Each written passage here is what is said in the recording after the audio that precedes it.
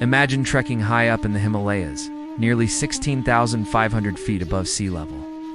You finally reach a remote, frozen glacial lake. But as the ice thaws, a horrifying sight emerges. Not one, not two, but hundreds of human skeletons are scattered in and around the water. This isn't the opening scene of a horror movie. This is the real-life mystery of Roopkund Lake in India, better known as Skeleton Lake. What happened here? Who were these people? How did they all die together in this desolate place? For decades, these questions have baffled scientists and historians. It's creating one of the most chilling enigmas on Earth. Today, we're diving deep into the story of Roopkund, exploring the bizarre theories, the shocking scientific discoveries, and the secrets that still lie frozen in time. The initial discovery of Roopkund Lake's macabre secret happened back in 1942. A British forest guard stumbled upon this valley of bones, and the world was left stunned. The first thought? This must be a battlefield. Given the timing, speculation ran wild. Were these the remains of Japanese soldiers trying to invade India during World War II? The terrain is incredibly harsh, so it seemed plausible they might have perished in the extreme conditions. Another theory pointed to a much earlier conflict, suggesting they were soldiers from a famous 19th century battle. But as researchers began to examine the skeletons, these military theories quickly fell apart. There were no weapons, no armor, and no signs of battle injuries. More curiously, the bones belonged to a mix of men, women, and even children. It was a diverse group, not a military unit. So if it wasn't a war, what could have possibly happened? Local folklore offered a different, more mystical explanation. One popular legend tells the story of a king, his pregnant queen, and their entire entourage making a pilgrimage to a nearby shrine dedicated to the goddess Nanda Devi. The story goes that the group disrespected the sacred land with their loud music and extravagant behavior. In her fury, the goddess unleashed a terrible storm. She rained down hailstones as hard as iron, striking and killing the entire party in an instant. For a long time, this was just a story, a way for local people to make sense of the tragedy. It seemed too fantastical to be true. A goddess summoning a hailstorm? It sounds like pure myth.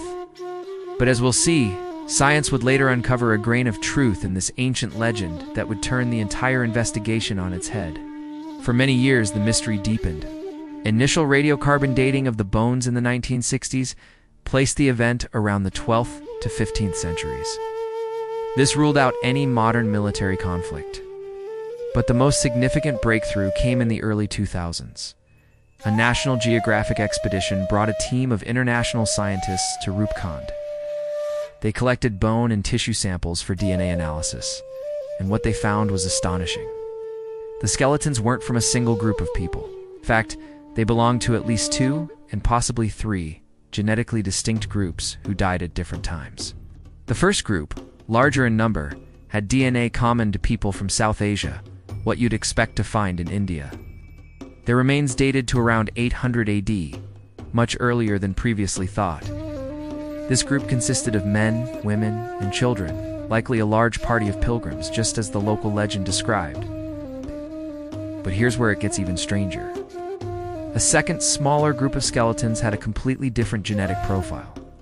Their DNA linked them to the Eastern Mediterranean, specifically to present-day Greece and Crete. And even more bizarrely, their deaths were dated to around 1800 AD, a full 1,000 years after the first group. So now we have 2 separate mass death events, a millennium apart, involving people from opposite ends of the world, all ending up in the same remote Himalayan lake. How is that even possible? What drew these 2 distinct groups to this exact spot, only to meet the same fatal end? The mystery of Skeleton Lake had just gotten twice as complicated. Let's focus on the larger, earlier group from around 800 AD. The scientists examining these skeletons noticed something unusual: strange, short, deep cracks on the skulls. These weren't from a sword or an axe. The damage was on the top of the head and shoulders, as if they were struck from directly above. This is where the old legend of the angry goddess and her hailstorm comes roaring back. Could it be true? The researchers concluded that the pilgrims were caught in a sudden, freakishly violent hailstorm. But we're not talking about your average pea-sized hail. They believe these were massive cricket ball-sized chunks of ice falling from the sky. With no trees or shelters for protection in the open valley, the group was completely exposed. Powerful blows to their heads and shoulders would have been instantly fatal. A mass death by hailstorm. It's a terrifying thought, but it perfectly explains the injuries and the lack of any other weapons. Science had seemingly confirmed the core of the ancient myth. But what about the second group? The Mediterranean people from around 1800 AD. Their story remains a much bigger puzzle. We have no local legends about them. What were people from Greece doing in this remote part of the Himalayas in the 19th century? Were they explorers? Merchants? Or something else entirely? Their skeletons also show signs of head trauma, suggesting they might have met the same fate as the earlier pilgrims. It seems this deadly weather phenomenon might be a recurring danger at Roopkund. But we still don't know who they were or why they were there. It's an isolated data point, a tantalizing clue with no context. Could they have been part of some unknown expedition? Maybe they were simply travelers who took a wrong turn and ended up in the worst place at the worst time. Their identity is one of the biggest remaining secrets of Skeleton Lake, and the plot thickens even more. The most recent genetic study, published in 2019, threw another curveball. It confirmed the South Asian and Mediterranean groups, but it also identified a third individual with ancestry from Southeast Asia, who died around the same time as the Mediterranean group. So now we have 3 distinct genetic groups, all found in this one icy grave. This finding completely reshaped our understanding. Roopkund wasn't a single catastrophic event. It was a place where multiple tragedies unfolded over 1,000 years, almost as if the lake is a magnet for disaster. This challenges the idea of a single pilgrimage gone wrong and suggests that Roopkund was a destination or a route used by different peoples over many centuries, who all fell victim to its treacherous environment. So, where does that leave us today? The mystery of Roopkund Skeleton Lake is far from solved. We know a large group of South Asian pilgrims died there in a catastrophic hailstorm around 800 AD. We know that 1,000 years later, a group of people from the Mediterranean and at least one person from Southeast Asia met a similar fate. But the who and why for this second group remain completely unknown. What were their stories? What dreams and ambitions led them halfway across the world to this remote Himalayan pass? The skeletons of Roopkund are a silent testament to the fragility of human life and the unforgiving power of nature. They remind us that some places on Earth hold secrets that they are not yet ready to give up.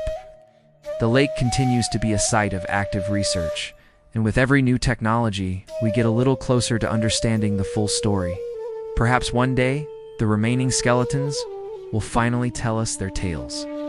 The story of Roopkund serves as a powerful reminder of how history, mythology, and science can intersect in the most unexpected ways.